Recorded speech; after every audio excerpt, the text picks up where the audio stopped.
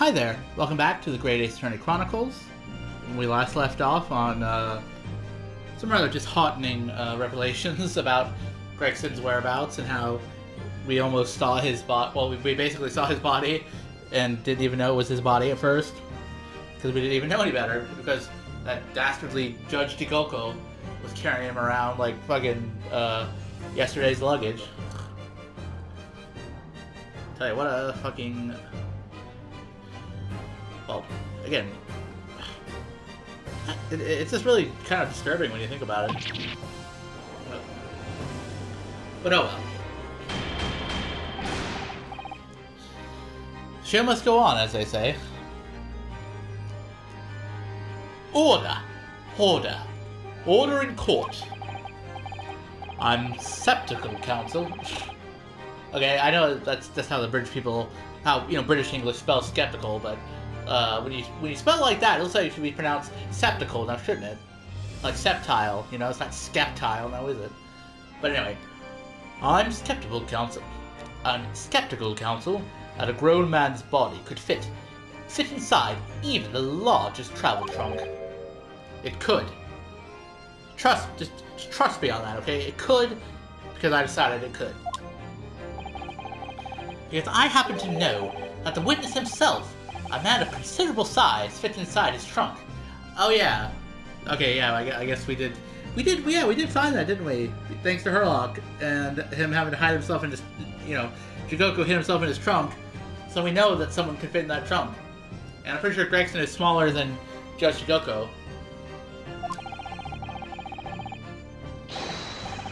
And verifying that would be extremely simple. Wouldn't it, Judge Jigoko? But inside his trunk?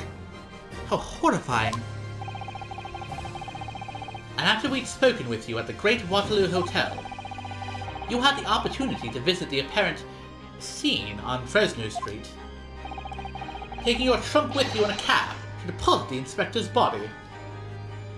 Now, why would he just... I do wonder, why would he deposit the body in a random fucking, hovel like that? Because, Fresno Street is apparently, that's where, the lower class bums and reprobates hang out. So, what was that his first instinct? Let me just go to this random place. I don't have to listen to this nonsense. Dr. Corey, the coroner who examined the body, has confirmed the possibility. She's acknowledged that there are signs that steps may have been taken to disguise the true time of death. The onset of the body's decomposition could have been delayed by storing it in a refrigerator. Counsel, as I remember explaining yesterday, refrigerators of the requisite size are few and far between. Yes, I'm sure they are, but one place they're certainly found is on large ocean liners. Ugh. Such ships are equipped with electrically refrigerated cold rooms to keep food fresh on their long sea voyages. Man, imagine living in a world where refrigeration was like a rare and valued technology. And the SS Grouse is no exception. Resmi Kotama told me about it only yesterday. Well, Judge Shikoko?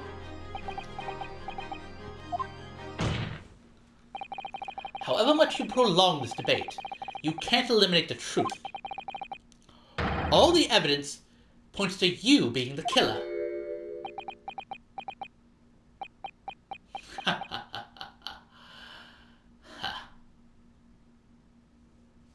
Well, he still seems mostly tritely amused by my bombast and whatnot. Well, this is all very heartening. I can see that it was a wise move, letting Asogi and you embark on this study tour. Oh, well, hey, so now he doesn't regret acquitting us after all. We've made progress, I guess. What are you talking about now? Logical reasoning, of course. all court proceedings will be built on logical reasoning in the new century. And I can see that you've both laid firm foundations for that already. Well, look at that, now he's complimenting us after being such a sassy little jerk-ass in the last episode. Though somehow I don't know if he entirely means it or not. Boom. Boom, boom. You know, I don't think I've noticed if he actually has his own unique theme or not. Judge Digoko, I mean. Like, this is just, you know, the typical courtroom shenanigans and whatnot. Does he have his own unique theme? Let me see. I guess maybe it would be like courtroom. It would make sense. He's a judge, so the court really should be his theme, I suppose. Judge Igoko, please stop diverting attention from the issue at hand. The defense has made an accusation against you. How do you respond? Respond? There's really no need for me to respond, is there? Why ever not?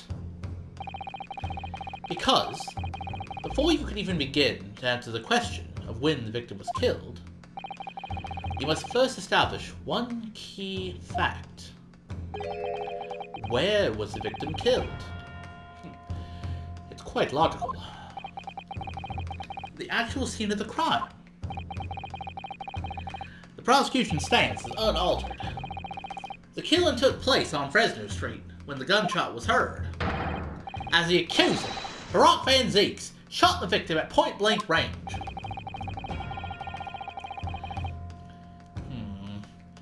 Since no tangible evidence exists to disprove the prosecution's claim at this time, the defense's deductions amount to little more than an elaborate fairy tale. Ah, here I thought we were getting somewhere. I'm afraid that's how the logical reasoning the British are known for really works, young stripling. The victim was shot in that little room on Fresno Street and died instantly. I'm afraid it's the prosecution's claim that's the only fairy tale here. Oh yeah, get his ass. How can you say that? Quite simply, because that claim directly contradicts a certain piece of evidence in our possession.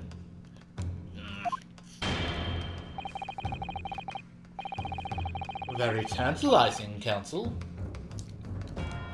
I think you had better explain yourself to the court, don't you? The prosecution claims that Inspector Gregson died instantly when he was shot at the scene on Fresno Street. But this evidence clearly contradicts that claim. Does it now? Well, let's all check our evidence. Boom, boom. Okay, so what we're specifically looking for is the claim that he died instantly when he was shot at the scene on Fresno Street.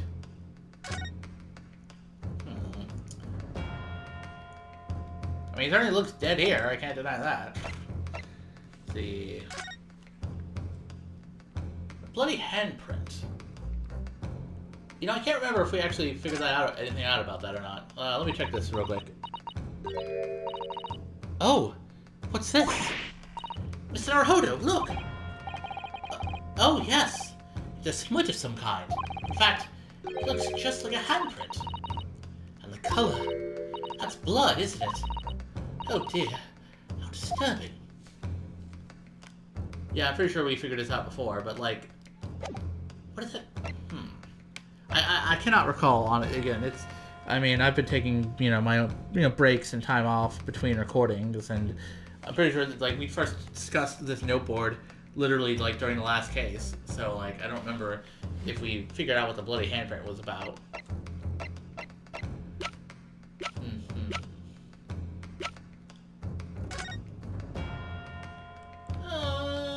Let's check the gun real quick.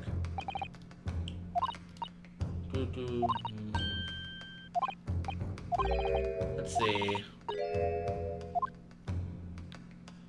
So yeah, the gun has a serial number, or should have a serial number, but apparently it's not there, so...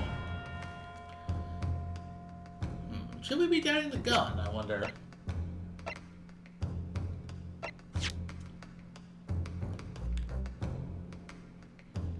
Okay, again. What we need to do is... Well, let's check the autopsy report right again. Well, this might be simpler than we think. Let's see. Yeah, time of death indeterminate. Evidence suggests measures may have been taken to disguise the time of death. The cause of death, he was shot in the chest at close range. Scorch marks were at the point of entry, and it exited from behind. The caliber of the gun used matches that of standard issue firearms from members of the judiciary. Well, I'll throw it out there, see what happens. The Japanese really are a curious breed. To proffer an argument with such conviction, only to present such nonsensical evidence. Perhaps my Japanese friends' inexplicable thinking is why people talk of the mistake of the East. In case you hadn't noticed, I'm not the only Japanese around here. Do you even have a mirror?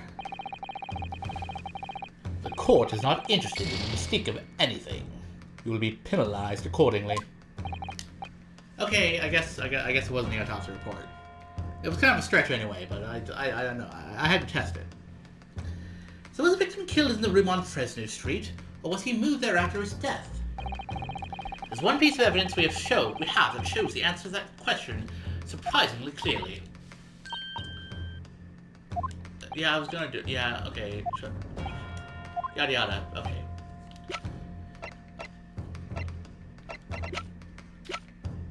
Okay, it's not gonna be the telegram. It's not gonna be a small component. It's not gonna be the itinerary or the sword or the Lucky Charms. Not that. Not that.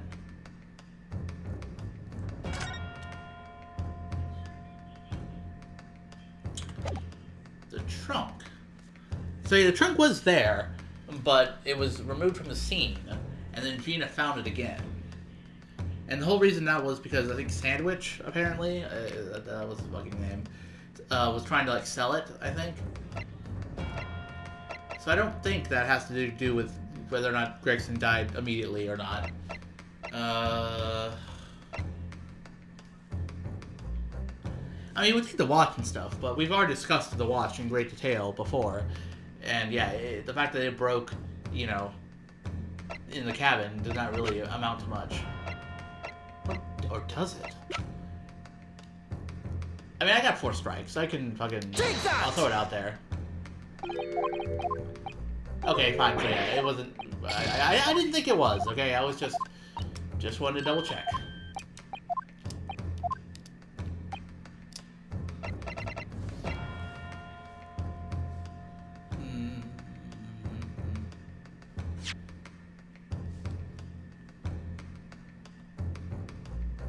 I don't know, man. The fact that, like, we spent all this time talking about, you know, trying to figure out what Jugoko was up to and whatnot. Like, now we're going back to the initial details of the murder itself, at least as we believe it happened on Fresno Street. I do not recall the details very well, and what we already discussed before, and what, you know, didn't get discussed. Candelabra? Take that! Okay, fine, not the candelabra. I was thinking, since you mentioned, you know, that the candles have been blown out, like, you know, maybe that was, you know, proof that someone tried to mess with the time of death or whatever, but I suppose not.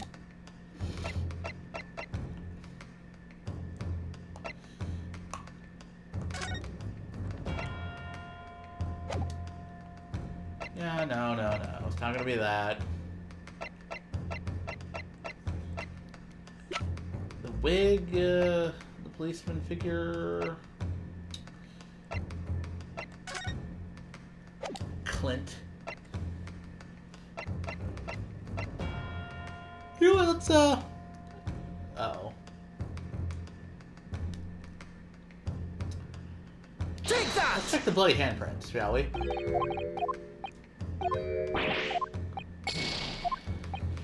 Son of of a bitch. Yeah, I assume the handprint was not that relevant after all.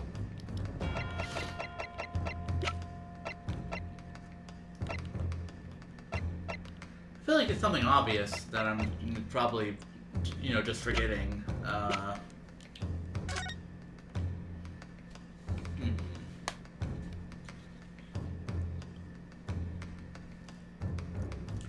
I mean, yeah, there's Gregson there with blood and stuff. Like, I'm not exactly sure what's, you know, the issue here. Because, like, again, you could say, oh, there wasn't blood. You could be like, oh, well, where's the blood, you know? But there is, in fact, blood there, so...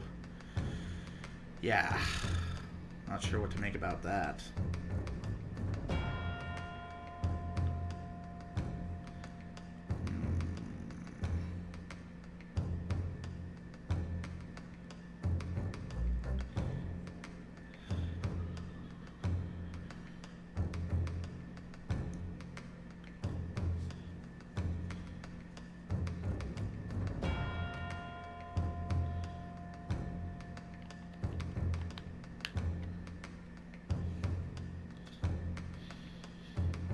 Man, this is tricky dicky business, I tell you.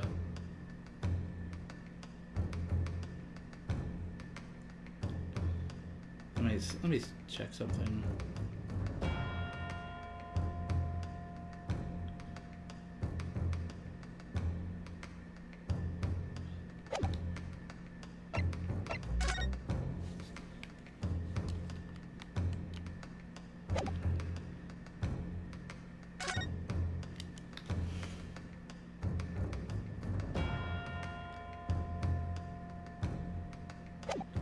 You know, there's a question about, like, how did the hairpiece get on his head? If he did die, you know, instantly at, well, I don't know. Like, we still have not figured out why exactly he was wearing a red wig. Or why his body was wearing a wig anyway. So, I'll throw it out there. See what we get. Ugh. Yeah, I'm not entirely sure, but at least I was right. So hopefully Ryunosuke can explain the details to me, because I am slightly confuzzled. A photograph of the victim in the very location you claim he wasn't killed. Yeah, that doesn't exactly seem like it would be helpful. Yes, the point is the posture of the body itself. The posture? What do you mean, the posture? Oh, wait. Oh, duh. Yeah, I guess that makes sense. If you were, like, shot in the chest, I don't think you would fall over, like, to your side and curled up, now would you? You would probably either fall, like, on your back or fall forward. Like, there's it's like a specific, you know, pose to be in. Also, like, are his wrists tied? I couldn't quite tell. Like, if it, like, cause like he's got, like, belt straps around his wrist, and, like, I don't know if that's part of the uniform or if he was, like, actually, like, tied up. I can't. Yeah, is he? I think it might be tied up. Yeah, so that's you know, pretty fucking weird when you think about it. Yeah, again, it was something obvious. I just wasn't considering it, you know.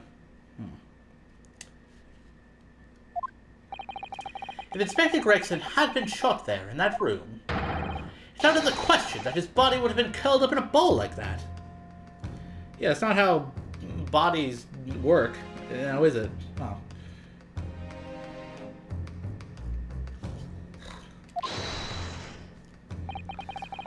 I'm sorry to disappoint you, but your logic is flawed.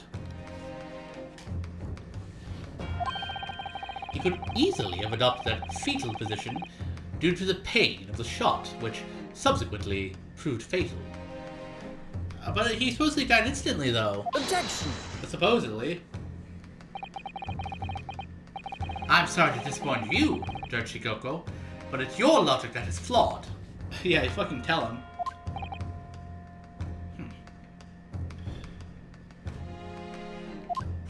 What?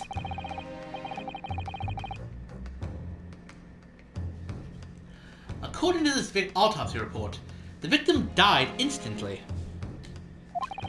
He would have felt no pain, much less have been able to draw himself into that position. Ah! Which begs the question of why the victim's body is curled up in that way. Though the answer should be abundantly clear by now. You're suggesting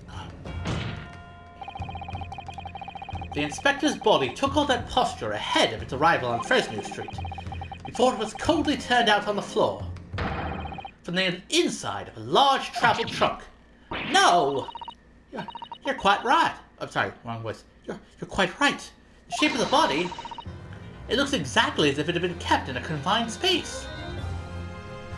True, that kind of seems like something Jikoko might have, tried to do something about. Because that is kind of obvious.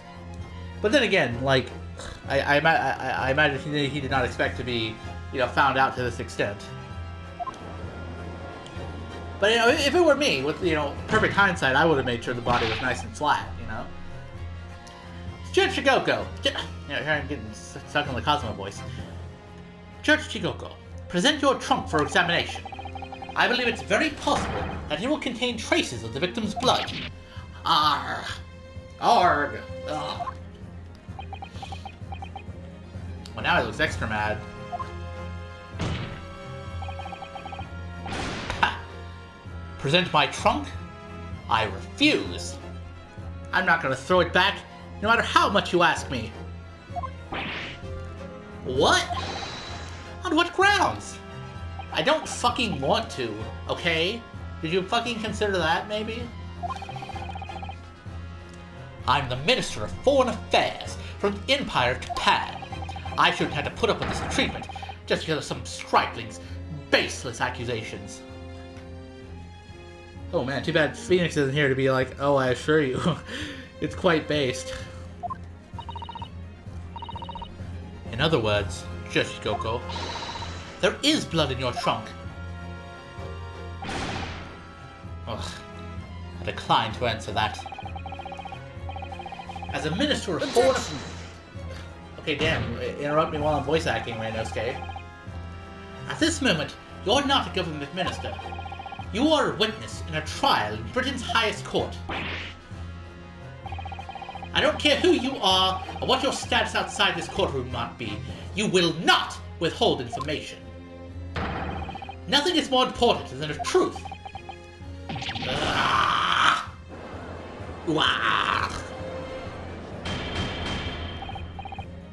Well, it's not, let's not overstep our boundaries. We don't want to get Strongheart mad at us. Order. Order in court. Well, Mr. Chigoko, what's it to be? You can't be serious. You did it?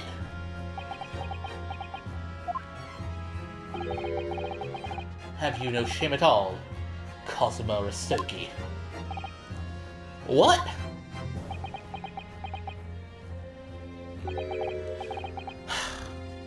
Very well. I admit it. I did bring the inspector's body into the country. Inside my trunk, exactly as postulated by the defense. What? You... Dear God! Outrageous! So it was you!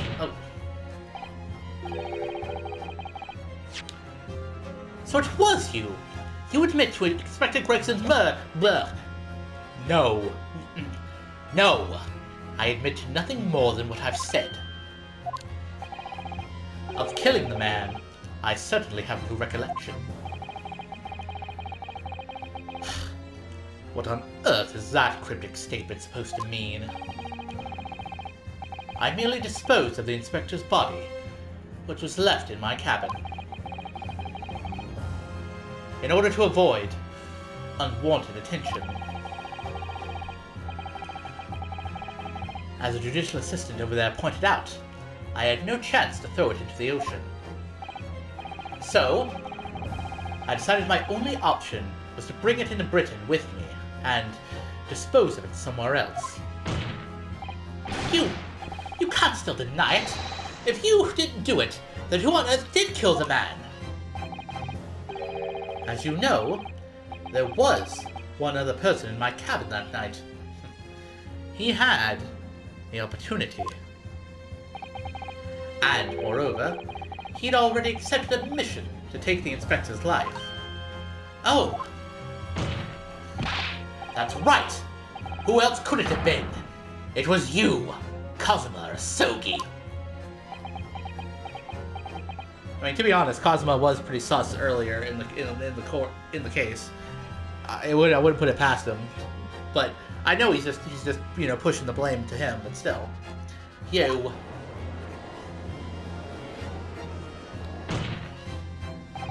I never thought you'd stoop to this, Sashiro Jigoko. You've taken the words out straight out of my mouth, Prosecutor Cosima Sogi. You thought by leaving the body in my cabin, you could pin the crime on me, did you? Well, the prosecution counsel has already admitted to visiting the witness's cabin on the night in question. Yes, on an assassination mission, no less. You wouldn't. So, what do you make of that, young stripling? You've heard my testimony now. That's all I have to say on the matter. I'll admit to nothing more. I don't believe this. Counsel for the defense. What is your position now? The court awaits your response to the witness's assertion. The assertion that on the night in question, the victim's assailant was in fact Mr. Cosima Sogi. This isn't the dead end it seems to be. The answer's right in front of me. It comes down to Jigoko, or Cosima. Both of them had the opportunity to kill Gregson, and only one of them did it.